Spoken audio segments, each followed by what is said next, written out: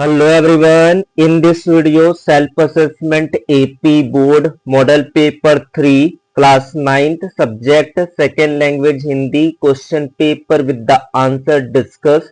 This question paper download to the Telegram group, link on the description. Follow the link, like and share and subscribe to the channel. Let's start the paper. खंड क section A निम्नलिखित प्रश्नों को पढ़कर सही उत्तर कोष्टक में से लिखिए। फर्स्ट क्वेश्चन, जीवन में हंसना ही सब कुछ नहीं है। रेखांकित शब्द का विलोम शब्द पहचाने। मुस्कुराना, रोना, गाना, खेलना। हंसना का विलोम शब्द इसमें कौन सा होगा? तो हंसना का जो विलोम शब्द होगा उल्टा अर्थ होगा रोना होगा। ऑप्शन बी इसका राइट आंसर होगा। नेक्स्ट क्वेश्चन, यक्ष ने युधिष्ठिर से कई प्रश्न पूछे। रेखांकित शब्द का सही अर्थ क्या है? सवाल, जवाब, उत्तर, पहेली। प्रश्न का सही अर्थ बताना है तो प्रश्न का जो सही अर्थ होगा वो क्या होगा? आपका सवाल होगा। ऑप्शन ए इसका राइट आंसर होगा। नेक्स्ट क्वेश्चन है आपका, रमजान के महीने में रोजा रखा जाता है। यह वाक्य अर्थ की दृष्टि से कैसा है? प्रश्नवाचक, निषेधवाचक, विधानवाचक, संदेहवाचक। यह है आपका विधानवाचक यानी कि साधारण वाक्य। फिर आपका जो नेक्स्ट क्वेश्चन है, सही कारक चिन्ह चुनकर वाक्य को पूरा करे। तो यहाँ पर जो क्वेश्चन दिया है, युधिष्ठिर डैश अपने भाइयों को जीवित कराया से ने को का। तो इसका जो आंसर होगा युधिष्ठिर ने इज अ करेक्ट आंसर होगा। फिर आपका नेक्स्ट क्वेश्चन है क्वेश्चन नंबर 5, सच्चा शब्द में कौन सा प्रत्यय है? आ, अ, स, च, चा। तो इसमें राइट आंसर कौन सा होगा? इसमें होगा सच्चा, आ प्रत्यय होगा। फिर आपका जो नेक्स्ट क्वेश्चन है, ईद भाईचारे का त्योहार है। रेखांकित शब्द का पर्याय पहचानिए। शत्रुता, प्रेम, पर्व, दिवस। इसका राइट आंसर क्या होगा आपका? त्योहार। त्योहार का जो पर्यायवाची होता है वो पर्व होगा। राइट आंसर ऑप्शन सी होगा। फिर आपका जो नेक्स्ट क्वेश्चन है, बेपरवाह शब्द में उपसर्ग पहचानिए। बेपरवाह या फिर आह, जो शब्दों से पहले जुड़ता है वो कहलाता है उपसर्ग, तो यहाँ पर हो जाएगा बे। फिर है आपका जो नेक्स्ट क्वेश्चन है यहाँ पर क्वेश्चन नंबर 8, जिस वाक्य में आश्चर्य का भाव हो उसे क्या कहते हैं? विधानवाचक, विस्मय, आदिबोधक, संकेतवाचक, इच्छावाचक। तो इसमें जो आएगा विस्मय आदिबोधक यानी कि आश्चर्य का भाव।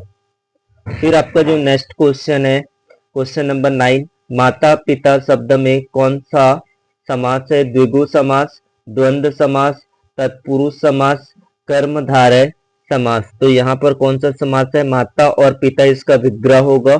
और यहाँ पर जो कौन सा समास होगा? द्वंद्व समास। ऑप्शन बी इसका राइट आंसर होगा। फिर आपका जो नेक्स्ट क्वेश्चन है क्वेश्चन नंबर 10, निम्नलिखित में से सही वर्तनी वाला शब्द चुनिए। आशीर्वाद, सभी में आशीर्वाद लिखा हुआ है लेकिन कौन सा यहाँ पर जो वर्तनी है वो सही है वो बताना है। इसका सही वर्तनी है ऑप्शन बी इसका राइट आंसर है। फिर आपका जो नेक्स्ट क्वेश्चन है, मुहावरे का अर्थ पहचानिए। आंखों का तारा होना, बहुत दूर होना, बहुत प्यारा होना, दुश्मन होना, तारे गिनना। इसका राइट आंसर कौन सा होगा? बहुत प्यारा होना इसका करेक्ट आंसर होगा। फिर आपका जो नेक्स्ट क्वेश्चन है यहाँ पर ये पढ़ के आपको जवाब करना रहेगा। यक्ष ने युधिष्ठिर से पूछा, पृथ्वी से भारी क्या है? आकाश से ऊंचा क्या है? वायु से तेज क्या है?